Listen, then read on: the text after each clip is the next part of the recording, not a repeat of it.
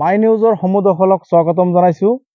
আজি আমি উপস্থিত আছো সৰবুক চেঙুলীয়া আৰু চেঙুলীয়াত আমি আহি উপস্থিত হৈছো এক বিশেষ কাৰণত আৰু বিশেষ কাৰণটো আমি হৈছে পথাৰৰ মাজত আৰু পথাৰৰ মাজত কিয় আহিছো আমি সম্পূৰ্ণ তথ্য আমি আপোনালোকৰ মাজত দাঙি ধৰিবৰ কাৰণে চেষ্টা কৰিম। এডিঅ' বাইদেউ পথাৰলৈ আহিছে আৰু গ্ৰাম সেৱক পথাৰলৈ আহিছে।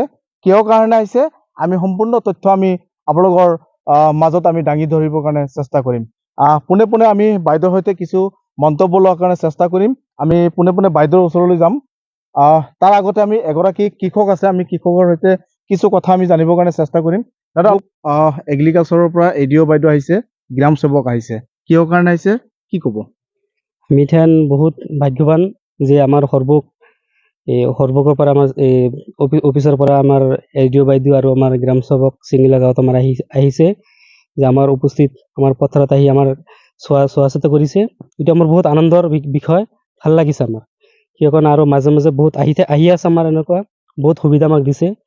আমাৰ এই বীজবিলাক চব আমাৰ অফিচৰ পৰা দি থাকে আৰু যে আমাৰ সিহঁতৰ খবৰ আমাৰ লৈ থাকে যে কোনটো সমস্যা আমাৰ সব সমাধান অফিচৰ পৰা গ্ৰাম সেৱক আৰু এডিঅ' বাইদেউ সকলে মিলি আমাক সমস্যাবিলাক সমাধান কৰি আছে সিহঁতে। যি সময় দেখা গৈছে যে চব্জি পিঁয়াজৰ মূল্য বৃদ্ধি হৈছে, আপোনালোকে হৈছে কৃষক, আচলতে মূল্য আপোনালোকে কিমানখিনি পায়? আচলতে মূল্যখিনি আমাৰ যিখান আমাৰ পাব লাগে সেইখান আমি নাপাওঁ। বজাৰত ল'লে আমি কম দামতে বিক্ৰী কৰিব লাগে। এইটো আমাৰ আৰু দুৰ্ভাগ্য, যিটো আমাৰ কম দামত আমি ফচলটো উঠাই আমাৰ কম দামত বিক্ৰী কৰিব লাগে। কি ক'ব, কি খেতি কৰিছে আপুনি? আচলতে আজি আমি এতিয়া এই যে বেঙেনা খেতি কৰি আছো আৰু এই যে বিলাহী খেত আছে, জলকীয়া খেত আছে। ধান খেতি কৰিছে? ধান খেতি আছে। কিমান বিঘা কৰিছে? ধান খেতি আমাৰ 7 বিঘা মান আছে। কি ক'ব, ৰাইজক কি আহ্বান জনাব? ৰাইজৰ পৰা কি আমি ইথেন আৰু ধানটো কৰি আছো ভালে। আমাৰ যিটো আমাৰ এগ্ৰিকালচাৰ অফিচৰ পৰা ধানটো দিছে ভালে হৈছে। এইটো আমি ৰাইজে আমি চবে পাইছো এইটো ভালে, ৰাইজে পাইছে, আমিও পাইছো। ৰাইজৰ অভিযোগ আছে যে সৰবুক এগ্ৰিকালচাৰৰ পৰা গ্ৰাম সেৱক হওক বা এডিঅ' বাইদেউ হওক ৰাইজৰ কাষত নাহে বা পৰিদৰ্শন নকৰে, কি ক'ব? আছে আজি আপোনালোকৰ মাজত দেখা পালো। এনেকুৱা নাই আচলতে আজি আহি গৈছে, আমাৰ এডিঅ' বাইদেউ আহিছে, এগ্ৰিকালচাৰ অফিচাৰ আহিছে আৰু আমাৰ গ্ৰাম সেৱক আহিছে। আজি আমাৰ মাজ উপস্থিত আহিছে, আহিয়ে থাকে, আহি আমাৰ খবৰটো লৈ আছে সিহঁতে। নিশ্চয়কৈ আমি এগৰাকী কৃষকৰ পৰা আমি মন্তব্য লোৱাৰ কাৰণে চেষ্টা কৰিছিলো। আমি পোনে পোনে তেওঁৰ পৰা মন্তব্য লোৱাৰ কাৰণে আমি প্ৰয়োগ কৰিছিলো।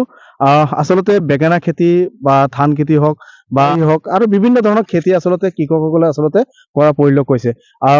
তেওঁলোকে আচলতে কিহৰ কাৰণে কৰিছে? অফিচৰ পৰা তেওঁলোকৰ পৰ্যটক ভাৱে তেওঁলোকৰ হাৰীয়া বুলি তেওঁলোকে ইতিমধ্যে উল্লেখ কৰিছে। আমি বাইদেউ আছে, বাইদেউৰ পৰাও কিছু কথা আমি জানিম। বাইদেউ, কি ক'ব? আজি হঠাতে আপুনি পথাৰৰ মাজলৈ আহিছে, কি ক'ব? আজি হঠাৎ বুলি নহয়, বেলেগ বেলেগ গাঁও, এতিয়া মোৰ আণ্ডাৰতে 42খন ভিলেজ আছে। মই প্ৰত্যেক ঘৰলৈ যাব নোৱাৰিলেও যিমান পাৰোঁ মই চেষ্টা কৰোঁ প্ৰত্যেকখন গাঁৱৰ এঘৰ হ'লেও যাবলৈ, বা মিটিঙত হ'লেও বা ট্ৰেইনিঙত হ'লেও যিমান পাৰোঁ মই সেইটো টাইমতে তেওঁলোকৰ পথাৰখন চাবলৈ, বা কিনো শাক খেতি কৰিছে। বা অলপ দিনৰ আগতো চবৰ পথাৰত বেছিভাগ ধানে আছিলে।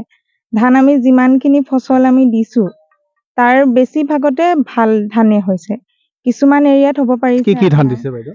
বিনা টেনটো দিছিলোঁ আমি, জাতটো যিটো দিছোঁ বিনা টেন চবকে প্ৰভাইড কৰিছিলোঁ। বিঘাত কিমান মোন হ'ব বুলি ভাবে?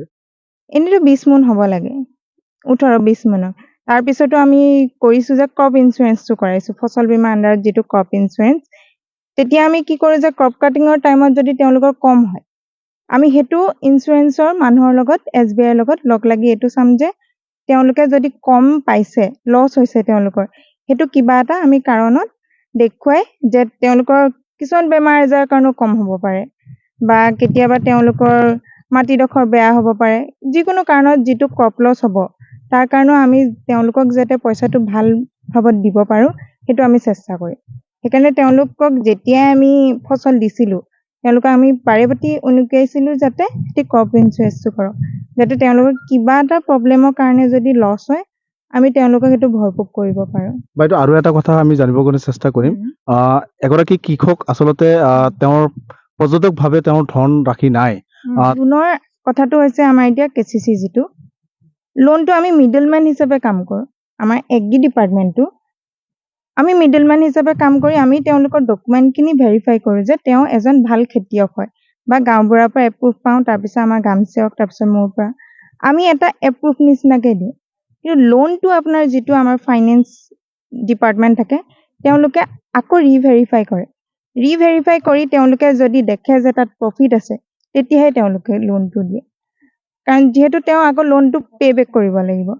তো সেইটো কাৰণে লোনটো আমি এপ্ৰুভে কৰি দিব পাৰোঁ, কিন্তু কমপ্লিট যিটো দিব সেইটো কমপ্লিট SBI হওক বা যিকোনো বেংকত তেওঁলোকে KCC লোনটোৰ কাৰণে এপ্লাই কৰিব তেওঁলোকেহে দিব পাৰে। আমি জাষ্ট এপ্ৰুভ কৰিব পাৰোঁ যে এজন ভাল খেতিয়ক, তেওঁ প্ৰগতিশীল খেতিয়ক, তেনেকৈ কৰিব পাৰোঁ। হয়, নিশ্চয়কৈ আমি বাইদেউৰ সৈতে কিছু কথা আমি জানিবৰ কাৰণে চেষ্টা কৰিছিলোঁ আৰু পোনে আমি আৰু এটা কথা জানিম। আচলতে এই খেতি আচলতে কেনেকুৱা ধৰণৰ কৰিব লাগে, নিয়ম কেনেকে বা আচলতে কি ধৰণৰ খেতি কৰিলে তেওঁলোকক আহি মই ইয়াত পালোঁ। মই আহিছিলোঁ আচলতে কৃষি পৰিদৰ্শন কৰাৰ কাৰণে। এতিয়া এই পথাৰখনত চাইছোঁ এই বেঙেনা আৰু ইপিনে জলকীয়া, তাৰপিছত বিলাহী, এইখিনি বস্তু চালোঁ। ঠিকে আছে, খুবেই ভাল হৈছে বস্তুখিনি। আৰু অলপ মাজে মাজে কিবা অলপ ফুট দেখিছোঁ, তেওঁলোকক দিহা পৰামৰ্শ দিছোঁ যে এনেকুৱা ধৰণৰ বেমাৰ আজাৰ হ'ব পাৰে, আপোনালোকে ইয়াত পেষ্টিচাইড ঔষধ ব্যৱহাৰ কৰিব লাগিব। আৰু তেওঁলোকক মানে ঠিক সময়মতে এই বস্তুত যোগান ধৰাৰ কথাও কৈছোঁ তেওঁলোকক, যাতে পেষ্টিচাইডৰ লগতে সাৰখিনিও যোগান ধৰিব পাৰে। সেইখিনি কৰিলে নিশ্চয় খেতিখিনি ভাল হ'ব, সেইটো কথাই কৈছোঁ। আৰু এনে মাজে মাজে মই আহি পৰিদৰ্শন কৰি থাকোঁ। মোৰ দুটা এলেকা আছে, এটা কলভঙা আৰু এটা পুঠিমাৰি। এই টোটেল হ'ল 14খানমান গাঁও হয় সৰ্বমুঠ। বেলেগতো যাব লাগে, এতিয়াও মই মাজে মাজে আহি পৰিদৰ্শন কৰি চাওঁ। আৰু ধানৰ বিধান দিছে আপুনি? ধানৰ বিধান দিছোঁ মই। বিধান বিনা টেনটো দিছিলোঁ, বিনা টেনৰ বিধানটো চালোঁ, বেয়া হোৱা নাই, ভালেই হৈছে মোটামুটি, ঠিকে আছে, উৎপাদন ভালে হ'ব বুলি আশা কৰিছোঁ। কি ক'ব ৰাইজক, কি আহ্বান জনাব? ৰাইজক মই এইখিনিয়ে কওঁ, তেওঁলোকে ভালকৈ খেতিখিনি কৰক। আৰু কিবা সা সুবিধা লাগিলে আমাৰ এগ্ৰিকালচাৰ অফিচ আছে, আমাৰ লগত যোগাযোগ কৰক। আমাৰ লগত বাইদেউ আছে, মই আছোঁ। আৰু কিবা যদি ইয়াৰ বিষয়ে কিবা জানিব লগা কথা থাকে তেওঁলোকে আমাক সুধিব পাৰে, আৰু আমি যিমান পাৰোঁ তেওঁলোকক চেষ্টা কৰিম। আৰু লগতে তেওঁলোকক এইখিনিও কৈছোঁ, কিবা প্ৰয়োজন হ'লে আমাক খবৰ দিব দিছোঁ, যে কিবা অসুবিধা হ'লে আমাক খেতিখিনি চোৱাৰ কাৰণে সেইটোও কৈছোঁ। আৰু কিবা যদি আমাৰ অফিচিয়েলি সাৰ বীজ বিধান আহে তেওঁলোকক অফিচত যোগাযোগ কৰিব দিছোঁ, তেওঁলোকে নিজে যাই লৈ আহিব পাৰিব। বেকিনৈৰ পাৰত আচলতে তেওঁলোকে খেতি কৰিছে, হঠাতে বানপানী অহাৰ পিছত তেওঁলোকৰ খেতিখন বেয়া হৈ গ'ল। ইঞ্চুৰেঞ্চৰ ব্যৱস্থা আছে, তেওঁলোকে ইঞ্চুৰেঞ্চ সেইকাৰণে কৰিব লাগে যে কিবা ক্ষয় ক্ষতি হ'লে ইঞ্চুৰেঞ্চৰ থ্ৰুদি সেইখিনি যাতে ফিল আপ কৰিব পাৰে। তেওঁলোকক কোৱা হৈছে, আগতো আমি ইঞ্চুৰেঞ্চৰ বিষয়ে কোৱা হৈছে, আমি মিটিঙো কৰিছোঁ ইঞ্চুৰেঞ্চৰ। আৰু সেই সা সুবিধাবিলাক ইঞ্চুৰৰ পৰা কেনেকৈ ল'ব পাৰি সেইখিনিও কথা তেওঁলোকক বুজাই দিয়া হৈছে।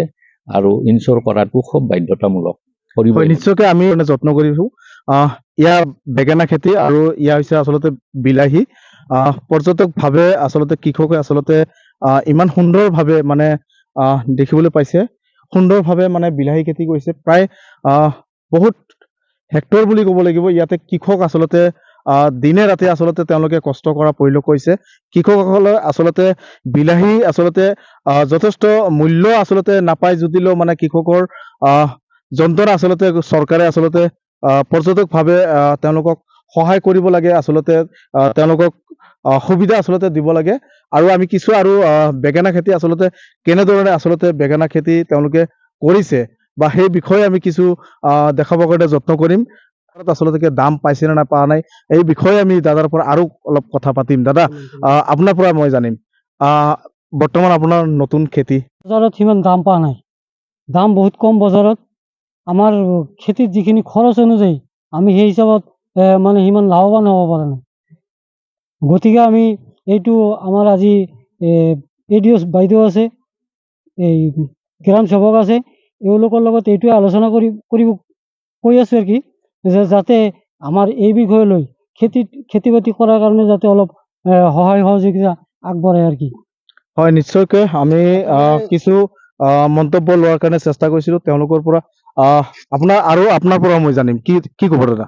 মূল্যটোৰ যিটো কথা কৈছে, মূল্যটো মানে হেৰি হয়, আমি মাৰ্কেটত লৈ যোৱাৰ পিছত আমাৰ পৰা দালালে কিনি বেপাৰীক দিয়ে, বেপাৰীৰ পৰা যলৈ পঠাই তালৈ যায়, মানে তিনিটা চাইড হৈ যায় এই পইচাখিনি। মূল পইচাটো আমি নাপাওঁ, শ্ৰম দি আমি শস্য উৎপাদন কৰিলেও মানে উচিত মূল্যটো আমি নাপাওঁ। ইমানখিনি পৰিশ্ৰম কৰিলে, ইমানখিনি ধন ৰাখি ৰাখে, যিসকলে খেতি কৰিছে বা চব্জি কৰিছে তেওঁলোকে সুধিব কিমান পইচা লাগে এবিঘা মাটি কৰিবলৈ গ'লে। কমচে কম 50-60 হাজাৰ টকা লাগি যায় এবিঘা মাটি বেঙেনা বাগান উৎপাদন কৰিবলৈ গ'লে।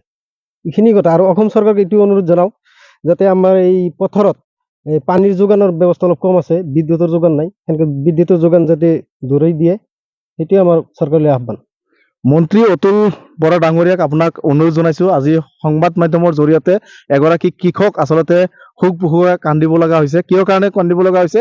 তেওঁলোকে এটা কথা উল্লেখ কৰিছে যে পথাৰত আচলতে যিখিনি তেওঁলোকে কষ্ট কৰে বা কষ্টৰ বিনিময় তেওঁলোকে আচলতে পথাৰৰ মাজত যদিও যিমানখিনি কষ্ট কৰাৰ পিছত তেওঁলোকে মূল্য বৃদ্ধি আচলতে তেওঁলোকৰ জুৰুলা কৰা পৰিলক্ষিত হৈছে। বজাৰত সম্পূৰ্ণভাৱে তেওঁলোকে কিন্তু মূল্য নাপায়। আচলতে এই ক্ষেত্ৰত আচলতে পদক্ষেপ এখন চৰকাৰে ল'ব লাগে। সেই বিষয় লৈ আচলতে কৃষকগৰাকীয়ে আচলতে মন্তব্য কৰিছে। পৰৱৰ্তী সময়ত কেনেকুৱা ধৰণৰ পদক্ষেপ চৰকাৰে ল'ব, ইয়া হ'ব লক্ষণীয়। মই সৰভোগৰ পৰা Ramesh Talukdar, my news any.